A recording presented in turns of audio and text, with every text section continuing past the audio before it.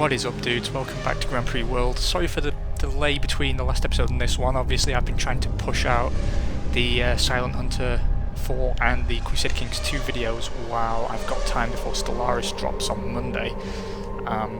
Really not sure what's going to happen to the scheduling after that, but Grand Prix World will as ever continue. It's kind of the staple of the channel, so no worries there. Let's take a look at what's been going down. So Pedro Diniz won the last race thanks to a DNF for Mr. Fisichella. Jordan have signed a works power deal with Mercedes. That's pretty hardcore for them. Ferrari are back to not exactly their best, but pretty much they are seeing their cars finish in the top 6 pretty reliably. Minardi is now a partner of Mugen Honda. That's the second team to switch to Mugen Honda this season. We've lost out on the Visa deal, unfortunately. Ferrari have signed them. Sauber and Bridgestone will be partners next year, as will Stewart and Goodyear. Tyrrell and Total have entered into a partner deal as well. Mika Hakkinen was the fastest, the owner of the fastest lap at the last Grand Prix, and Stewart have signed John Fellows. I don't know if that's in a test role or a race seat. I guess we'll see in our season review. Williams have signed another sponsor as well. It seems that we might be screwed out of our final sponsor, which would be unfortunate, although we are now talking to Brastemp.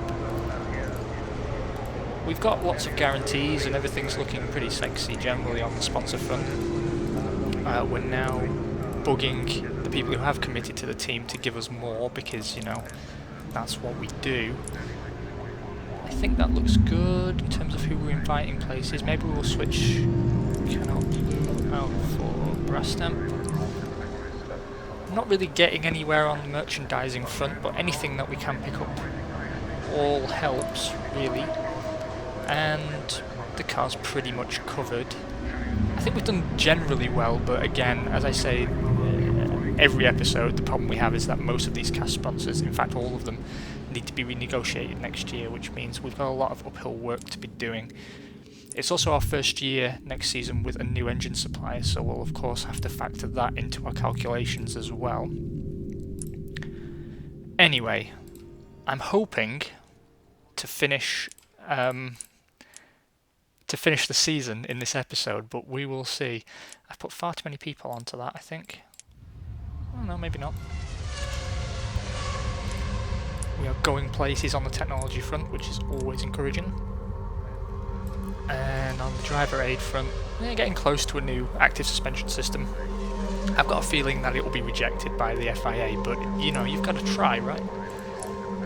Now, we're not quite in a position to upgrade the factory just yet. I'll give it another round or two and then we can make the call. I'm hopeful, quietly hopeful, that we can sneak in an end of season upgrade, but who even knows? Who even knows? Next season we've got extra money coming in, so if we don't manage it this season, we should definitely be able to accomplish that next year. Right, I'm going to repair the damage to Fisichella's car first of all, and then we're going to run some testing fun times. Testing is getting expensive again. I'm going to bump up to 200 miles of testing, just because we found ourselves lacking a little bit on the Fortune front. I could use more mechanics, I know, but maybe I will actually. Or I'll just crash the game. Oh no, maybe not. It's so hard to tell, man. This game keeps me on my toes. Yeah, I think that'll do it. Okay, we'll deploy those points because we've already moved everything around where it needed to be. Didn't manage to finish the active suspension system, unfortunately, but we are going places generally. Now, we will repair the cars and hit the track in Belgium. I'm loath to make a prediction for Belgium, to be honest. I'm finding this year's car particularly hard to pin down. I think it's a safe bet to say that Fisichella is probably our best bet for a win. Diniz has found his pace from time to time. I don't necessarily think Belgium's going to be his friend. Whether we continue to try and one-stop Fisichella is debatable. I don't see it as a reason for his failure to finish last time out, but do we really want to risk it when we've got the Drivers' Championship on the line? Of course the game crashed, of course it did. Thank you, Apple Updater. I've just run through everything we did again, although for some reason this time the points have deployed in such a way that we finished the active suspension system. Let's see if that's nice. I really didn't expect that to be something that would happen. I thought that we'd kind of reached our plateau for the moment until we hired a 5-star designer, but seemingly not. So we will upgrade that driver aid, I will repair the cars, and we will hit the road. As I was saying before I was so rudely interrupted by my computer, I would pin Fisichella as the one most likely to deliver us a positive result in Belgium. I really don't know what to make of Deniz at the moment. I'm really not entirely sure what to make of our car either. I do think this will be the first track where the full benefit of our in-season development comes to the fore. It's a high-speed track generally, and the car's been performing about the level that we would want when it comes to overall race pace. Where we've been let down is quali pace particularly, and there's been 1 or 2 bogey circuits where we really haven't been falling into the clutches of McLaren a bit quicker than anyone would like. Regardless, let's set up our guys and get cracking. Obviously full speed for Belgium. You have to, don't you? I'm going... yeah, I'm not going to mess with the weather setup again. It doesn't win us any friends most of the time.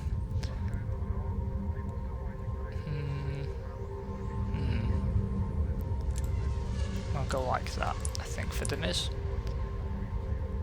We don't have any upgrades to bring to the technical areas of the car, I don't believe. No, we are pretty much maxed out. Oh no, we have a Evo 9 engine, there we go. But yeah, tyres are all good, everyone's a winner. That's the truth. Let's hit it.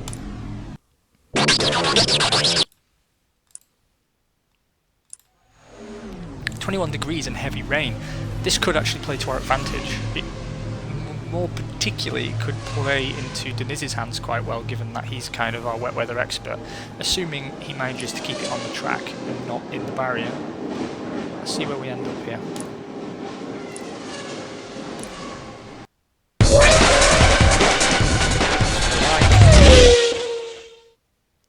Yep, there we go. Pedro Deniz beats Alexander Wurz to pole position. Deniz puts in a 2-minute 2.366 lap ahead of Alexander Wurz's Jordan on a 2.2718. Eddie Irvine's Williams takes third on 2.03079. And Mika Hakkinen takes fourth from McLaren 2.03345. Fisichella puts it fifth, and Schumacher has the worst wet qualifying of the last 2 seasons for him, putting himself 6th in his Ferrari. The Williams of Johnny Herbert takes 7th, Mika Salo's Minardi takes 8th. That's probably the best qualifying of the season for Salo, I think. And Nakano has an excellent session as well, putting his Prost 9th. Johnny Newhouse qualifies 10th, again suffering in the wet weather it seems. And the losers in Loserville are Juan Pablo Montoya's Sauber and the Tyrrells of Damon Hill and Esteban Tuero respectively. Celso Moreira has a bad day at the office as well. Marini's Prost is kind of out of position, I suppose. Meanwhile, Jean Lacey has a great day for Sauber. That's their best qualifying this season. Kind of a mixed grid down at the bottom, but it's all business at the top. I'm surprised to see Wurz's Jordan take 2nd there. Hopefully Fisichella's got the race pace to deliver if the conditions dry up. That leaves Deniz, who, assuming we enter into a dry race, is going to go backwards, I would imagine. I don't think Wurz will be the one to catch him, but I think we can't rule Hakkinen out of a podium finish on this round. And the Williams are kind of hard to place on faster paced tracks. Ferrari I would expect to go forward though, so it's all to play for. 21 degrees and light rain, so it's not all bad news. We will one-stop Deniz.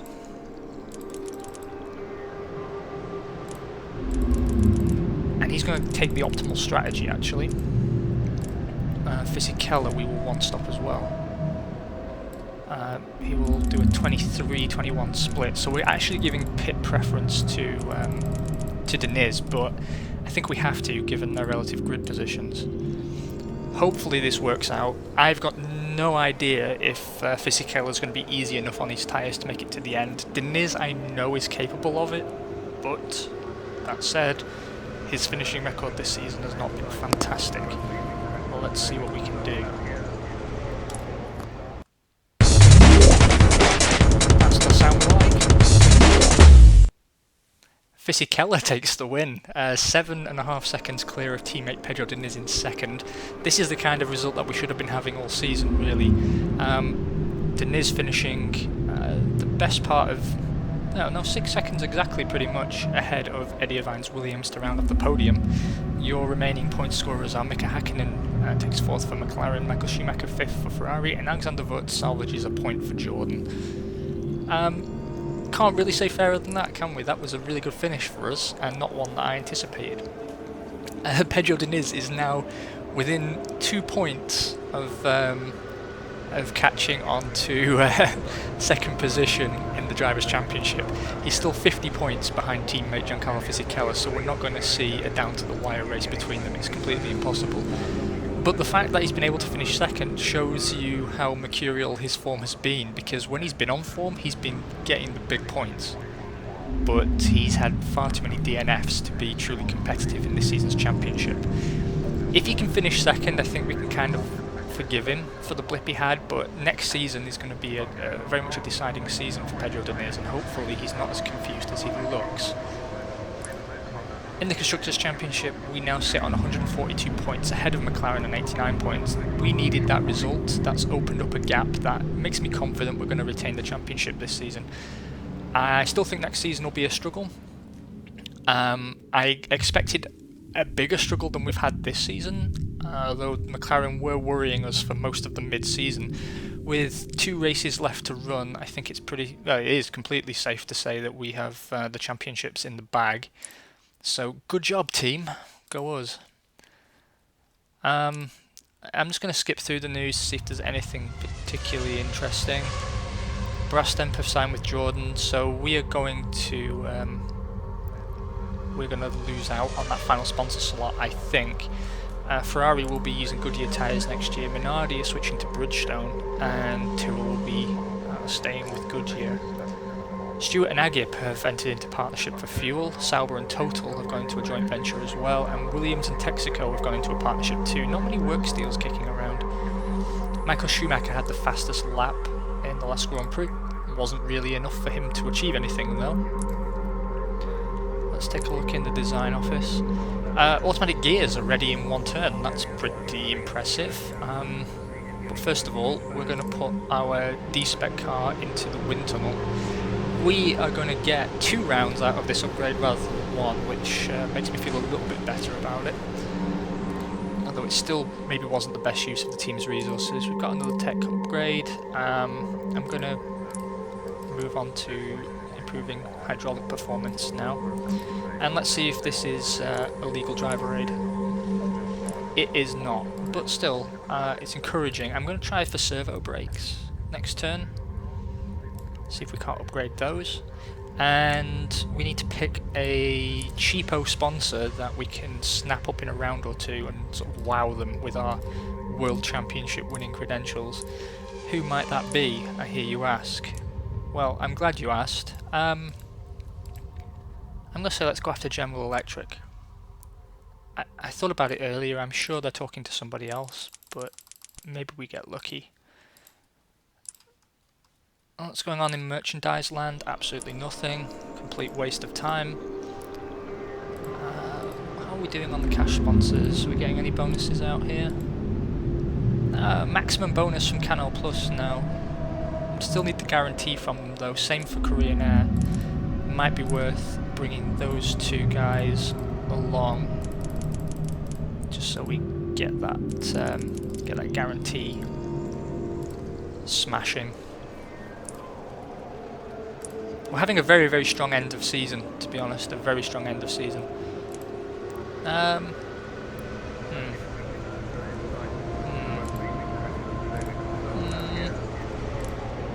I don't know. I still think it's a bit tight. When it's not like we're making 2 million over a Grand Prix. So, yeah, we'll hold off another round before making that decision. Back in testing land, we're going to spend $343,000 on 175 miles of testing, so it's a bit pricier here, but we know we've kind of found a sweet spot here in terms of development.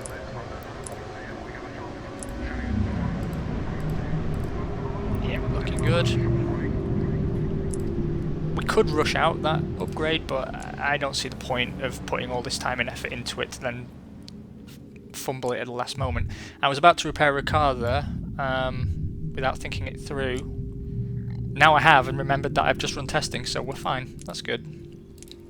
Always question yourself. Always question yourself, especially if you're me. If you do happen to be me, I'd appreciate a quick email to tell me who I am. We will boost our spare parts stock for the end of season. Maybe don't need to make use of all our economic capacity, to be honest. It might be better to save a bit of this cash. Every 2 spare parts costs us 110,000, and we are trying to save for a factory upgrade here. So I guess the next 2 rounds we might not build any spare parts at all, assuming we don't pick up any damage unnecessarily. All the design office stuff is done. All the sponsor stuff is done. Kind of a quiet end of season, to be honest with you. I don't expect this to be a hugely long episode.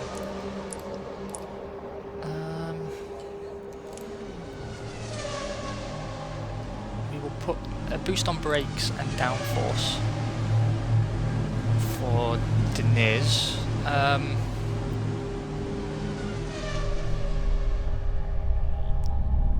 I guess we'll settle for dry weather. It's normally dry. Overtaking. And yeah, I think I'll put on dust.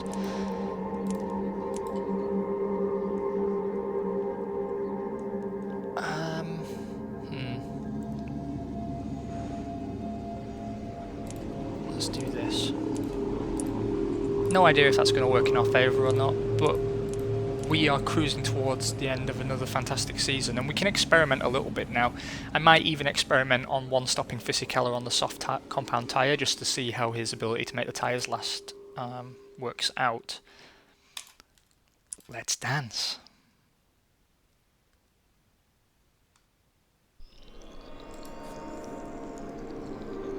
No, I don't want to quit the game. I want you to play the animation, please.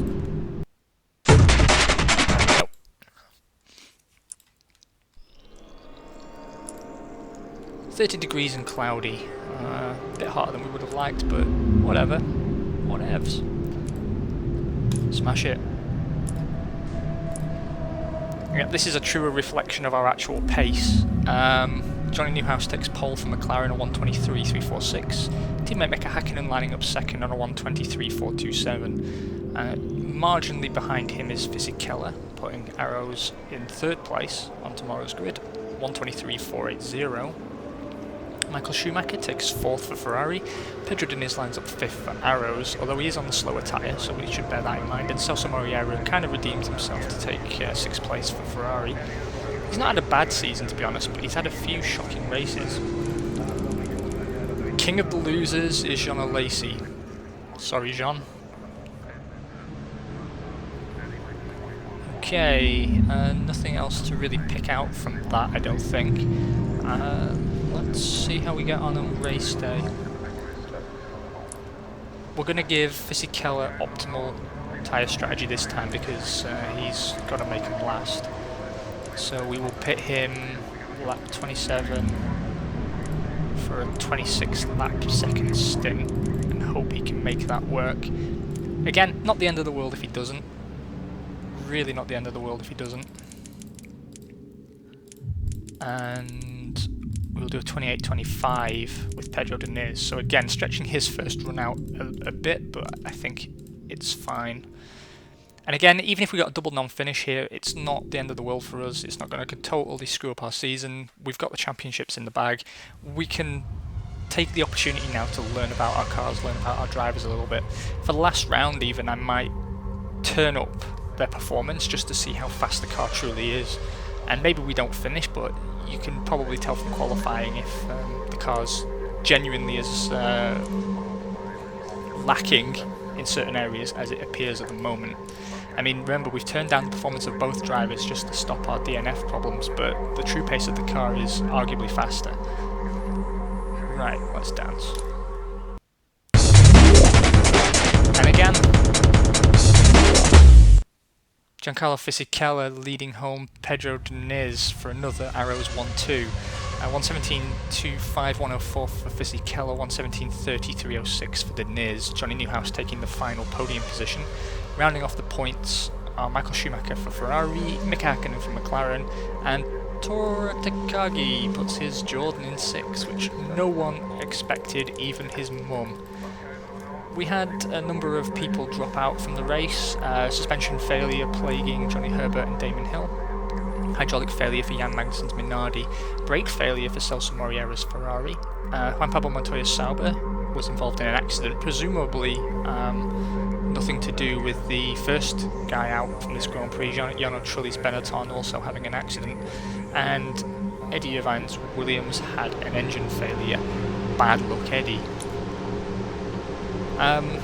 Drivers' Championship now sees Pedro Diniz joint second with Johnny Newhouse. Pretty impressive comeback from Diniz, to be perfectly frank, although still a disappointing year from him all in all. And in the Constructors' Championship, we sit pretty in first position on 158 points, McLaren hardly nipping at our heels on a meagre 95, and Ferrari considerably behind them as well on 64 points. Bottom of the pile of point scorers are Minardi and Sauber joint 7th on 2 points apiece. That leaves Tyrrell, I believe, as a non-scoring team, and Benetton also failed to pick up points so far this season, as do Stewart. So pretty sad for all of those involved, considering Sauber's shocking qualifying performances. So we're going to line up for round 15 in Luxembourg, and the last 2 rounds of this 2003 season we're going to push the drivers and push the car and see if we can't achieve ourselves something of a miracle. How are we doing when it comes to these guarantees? We've picked up a guarantee from Korean Air, nothing yet from Canal Plus, and of course General Electric have signed with someone else, those bastards. We'll talk to Kickers and see if we can't snatch up an extra million here or there. It's not really going to make a huge difference to us really, but it all helps, right? It all helps. HSBC are tight with the cash, but they have signed with us. PlayStation 2. I'm going to play a TV Advantage card for PlayStation and just see if we can't get ourselves a little bit of something extra. On the merchandise front, we're closing in on a deal, but I think we're going to run out of time before we reach an agreement there. And demand is going down for video games, unfortunately. Right, I'm going to take a break for just a second, and then we will press onwards. And we're back, so let us first of all upgrade the car. Classic. We're now running at 98% of handling capability, which is pretty much unprecedented. Great end of season for us, guys. Really, really seriously impressive. Are the servo brakes? No, they're not good. Let's try for traction control, and then we'll just keep cycling between these. We're wasting our engineering staff, I'm aware of that, but we're in a fortuitous position that we can get away with doing that without too much penalty.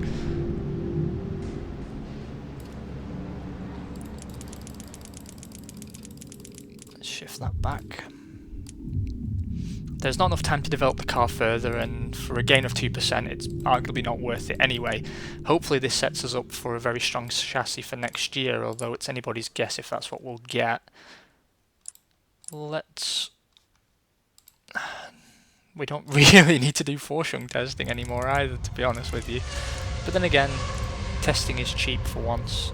We will continue to do our new benchmark of 175 miles. There it is.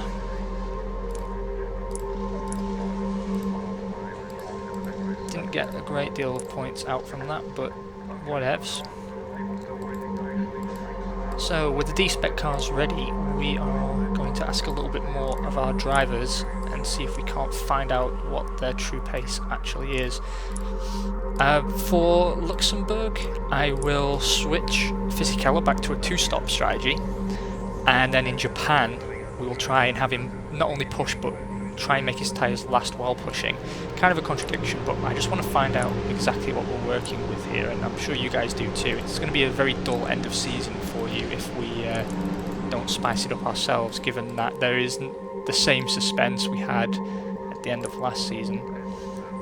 There are no other upgrades to bring to the car, so what we're going to do is we're going to have them both not be super aggressive, but we're going to have them push.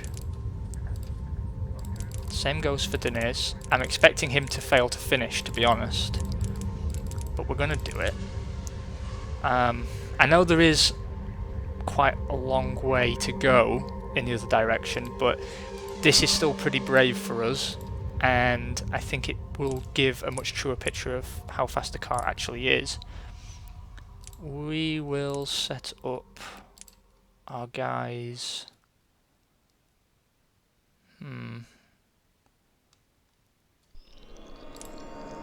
This way, I think.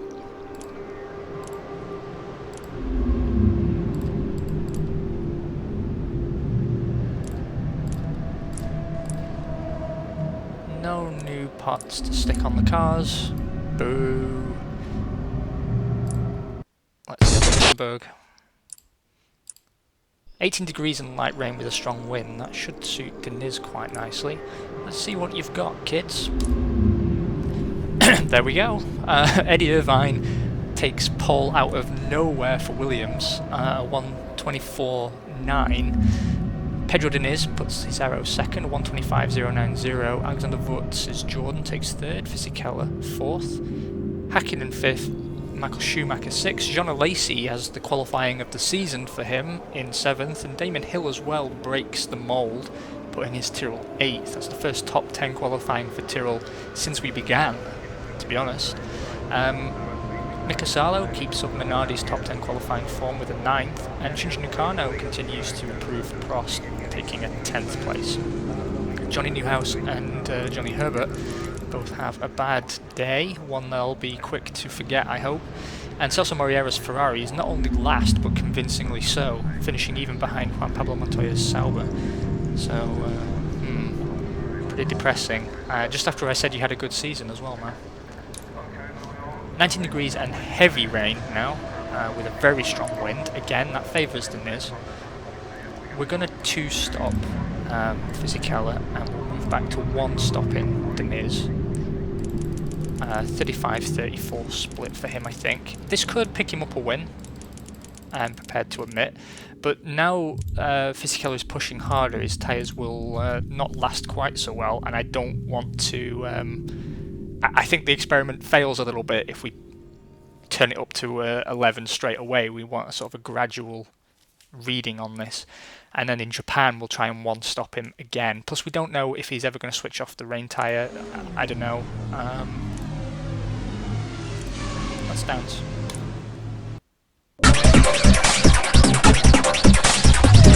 Well, there was a win. Yep, Pedro Deniz. Pedro Deniz takes a win for Arrows, a 1:47.55.220. Eddie Irvine taking second, a 1:48.17, so a pretty dominant win by Deniz there. Hakkinen takes third, Schumacher fourth, Jean Alesi fifth for Sauber. That's a phenomenal result for them, and Nakano picking up a point for Prost. Classic. It's quite a high attrition rate, only 12 finishes out of 22, so a fair number of people came away from that disappointed. A lot of hydraulic failures. Fisichella was taken out by a suspension problem, which means we don't really know the exact circumstances that caused that, but we do know that whatever he was doing put too much strain on the suspension. It may have been a collision, it may have been a genuine failure. We don't have the luxury of knowing that given we weren't trackside at the time. But that does allow Pedro Diniz to claim second position for the moment. He has stuck his flag in the ground, but a DNF and a good finish for Schumacher could still switch places around. We will have to see. And Constructors isn't even worth talking about at this point. How are we doing on cash? Yeah, we've lost out. We have lost out. We're not going to grab anybody else now, so I'm going to put this 20% on HSBC and see if we can't snatch up a little bit of extra cash monies. Korean Air and Canal Plus have both given us a guarantee for next season. A little bit of a holdout there for PlayStation. I'm going to drop the success card on HSBC because we've got no bonuses from them so far. Let's hit the design office and see if this traction control system flies. Yes, it does. I mean, it doesn't actually fly. I mean, it'd be pretty sweet if it did, but I'm fairly sure that contravenes the regulations. And we have managed to max out all our technology, so we're in a good place. We're in a very, very good place. Let's deploy those upgrades. And we might not need to produce any more spare parts. Let's see.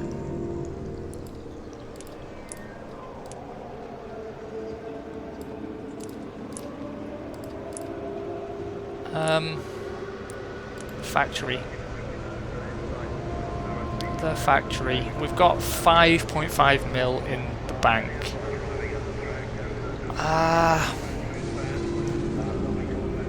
How much profit did we make from the last Grand Prix?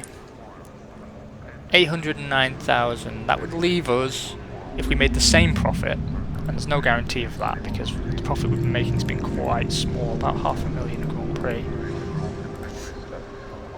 Let's say we made a similar amount again.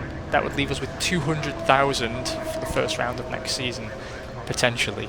I'm not sure that's good for us. I'm not sure that's good for us at all. I think we might have to wait a season, actually. Maybe we can do a double upgrade. Let's try. I mean, upgrading the factory now doesn't immediately help us anyway. I will save our cash and we will come into next season fighting. Plus it gives us a bigger war chest coming into next season if we have to develop our way out of trouble. The Ford engine could let us down. We have no idea really what to expect. And that means I can do some testing now without too much guilt. Are we actually working on something? Yes, we are. Right, I will deploy those points. We will repair all our cars and hit the track for the final time in the 2003 season and see what we're capable of. The D-Spec car finally seems to return us to a position of technical dominance. It's still closer than I would like in some areas. I think that's down to the other teams having flat out better drivers, to be honest, and maybe the conditions suiting those drivers. But the fact remains that we're not quite as dominant as a car with this handling levels should be, although it is good to see Diniz sticking it to the man once more. I'm going to set up Fisichella differently, and we'll put traction control on both cars. Now remember, the other thing about the last Grand Prix result, Diniz did have an excellent run, but he is a wet weather specialist. Play his hands a bit. 17 degrees and cloudy with a strong wind. This will be a truer reflection of our actual pace, I feel. Let's see where we're at. Johnny Newhouse takes pole for McLaren, a 137.080, ahead of Michael Schumacher's Ferrari on a 137.086. Pedro Diniz outqualifies Giancarlo Fisichella for the third round in the row, putting his arrows in third. Mika Hakkinen takes fourth for McLaren, Celso Moreira fifth for Ferrari, and sixth goes to Giancarlo Fisichella in the arrows, who is about half a second nearly off the back of Celso Moreira's Ferrari. Disappointing. Fisichella seems to have gone off the boil. I don't know if it's because he's won the championship and the pressure is off. We saw it with Lewis Hamilton last year. Deniz though seems to be bouncing back a little bit, and pushing doesn't seem to be hindering him too much. 23 degrees and light rain with a strong wind, that plays into Deniz's hands again. I wonder if he can give us a strong end to the season. Let's find out. We will give preferential stopping to Deniz, so he will stop. Actually no, he'll stop after, but that's better, actually. Okay, so we're one stopping with both cars. Let's see what this achieves for us. Hopefully not a double DNF.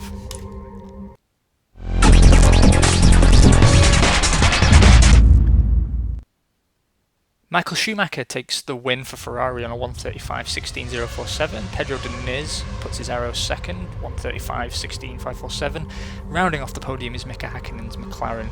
And for the final race of the season, the final points paying positions go to Alexander Wutz's Jordan, Mika Salo's Minardi, great drive for him, and Jean Alesi's Sauber takes 6. Congratulations indeed.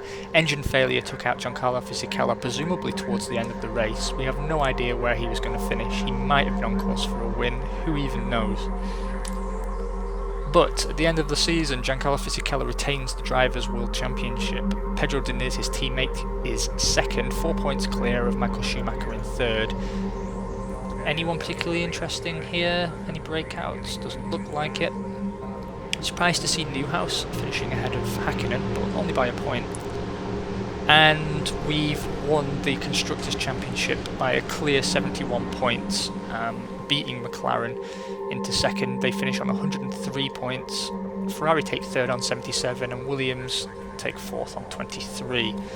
Minardi are the final classified team.